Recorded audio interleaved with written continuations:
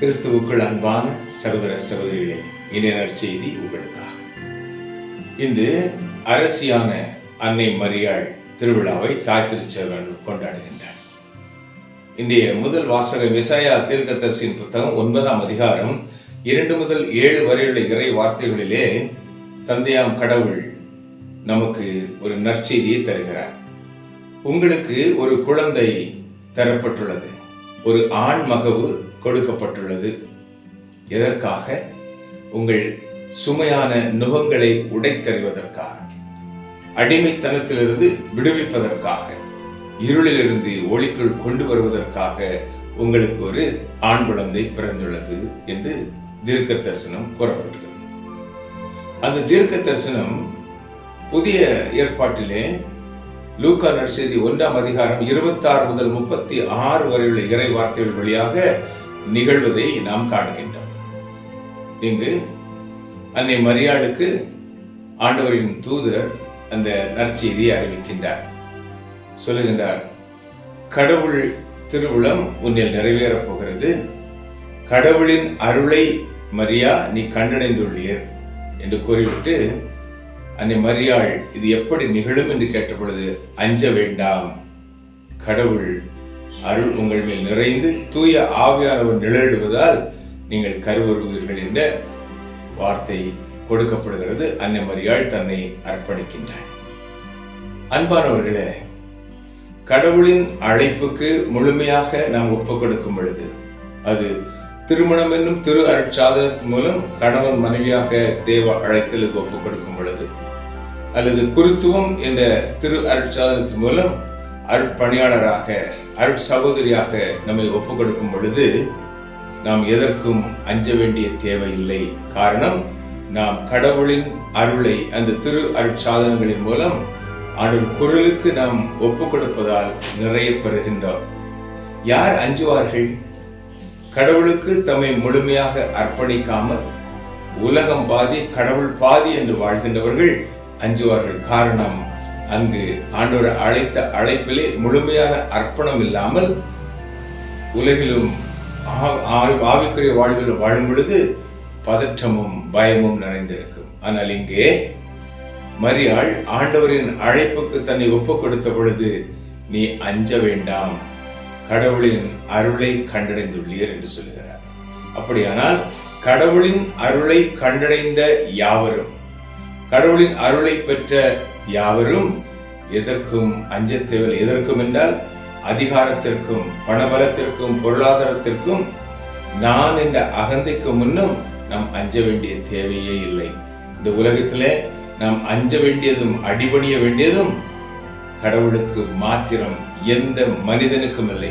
மனிதர்களுக்கு நாம் மரியாதை கொடுக்க வேண்டும், அவர்களுக்கு நாம் உரிய அந்தஸ்தை வழங்க வேண்டும். ஆனால் தலைகுனிந்து அடிபணிந்து பயந்து நிற்க வேண்டிய தேவை யாருக்கும் இல்லை. இந்த உலகில் எந்த மனிதனுக்கும் நாம் அஞ்ச வேண்டிய தேவையில்லை. காரணம், நாம் கடவுளின் அருளை பெற்று கடவுளின் அழைப்புக்கு நாம் ஒப்புக் கொடுத்திருக்கும் பொழுது, சொல் செயல் சிந்தனைகளிலே பரிசுத்தமாய் வாழும் பொழுது கடவுள் நம்மை முழுமையாய் வழிநடத்துவார். அன்னை மரியாளின் வாழ்வில் யாருக்கும் தாய் அஞ்சவில்லை. ஏரோதுக்கு அஞ்சவில்லை, பிலாத்துவுக்கு அஞ்சவில்லை, பரிசேயர்களுக்கு, சதுசேயர்களுக்கு, யூதர்களுக்கு யாருக்கும் அஞ்சவில்லை. அன்னை மரியாள் எப்படி அஞ்சவில்லை? ஆண்டவரின் மரணத்திற்கு பின்பு, உயிர்த்தெழுதலுக்கு பின்பு சிதறி சென்ற சீடர்களை ஒருங்கிணைத்து மேல் வீட்டில் கூடி ஜெபித்தாளே, அப்பொழுது அவர்களுக்கு நெருக்கம் கொடுக்கப்பட்டிருக்காரா? யூதர்கள் தேடி இருக்க மாட்டார்களா? என்ன நடந்தாலும் இனி அழைத்த கடவுள் பார்த்துக் கொள்வார் என்ற துணிவோடு அந்த பெந்தேகோஸ்தே அனுபவத்தின் மூலம் பிளவுண்ட நாவின் அபிஷேகத்தை திருத்தூதர்களுக்கு பெற்றுக் கொடுத்து திருச்சபைக்கு வித்திட்டாளே தாய். அரசியான அன்னை மரியாள் அரசிக்கு தகுதியான தாய். எனவே அன்பு சகோதர சகோதரிகளே, அழைப்பு உன்னதமானது, அழைத்தவர் உன்னதமானவர், பரிசுத்தர். எனவே இன்று முழுமையாக ஒப்புக் கொடுப்போம். ஒரு கணவனாக, மனைவியாக, பொதுநிலை ஊழியனாக ஒரு குருவாக, ஒரு கன்னியராக அழைத்திருக்கிறார் கடவுள். முழுமையாக ஒப்புக் கொடுப்போம். நமது கடமைகளை அர்ப்பணத்தோடு செய்வோம், மன்னிப்போம், ஏற்றுக்கொள்வோம். ஆண்டவரின் அரசை கட்ட இதோ உமது அடிமை என்று ஒப்புக் கொடுத்து நிறைவான வாழ்வை நோக்கி அடியெடுத்து வைப்போம். ஆண்டவர் தாமே நம்மை ஆசீர்வதிப்பார். ஜெபிப்போமா. எங்கள் அன்பின் பரலோக பிதாவே, உமது இறைமகன் இயேசுவை பாலனாக எங்களுக்கு தந்து எங்களை மீட்க திருவுளம் கொண்டீரே, எங்களை அழுத்துகின்ற நுகத்தை உடைக்க திருவுளம் கொண்டீரே. நன்றி அப்பா.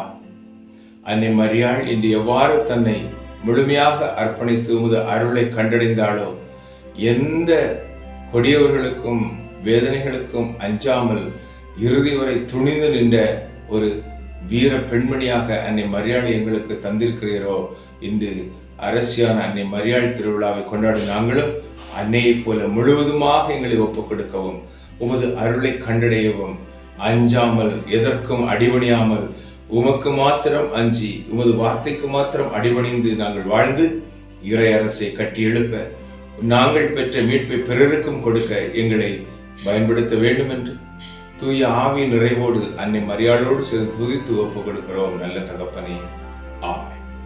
அன்பானவர்களே, அரசியான அன்னை மரியாளின் பிள்ளைகள் நாம், அரச குமாரர்களும் அரச குமாரத்திகளும் தெளிந்து ஞானத்தோடு உலக அதிகாரங்களுக்கும் அந்தஸ்துகளுக்கும் அஞ்சாமல் ஆண்டவருக்கு அஞ்சி அடிபணிந்து இறையரசரை கட்ட ஒப்புக் கொடுப்போம். நாம் பெற்ற மீட்பை பிறருக்கு கொடுப்போம். இந்த நாளும் இனிய நாளாகட்டும். ஆமென்.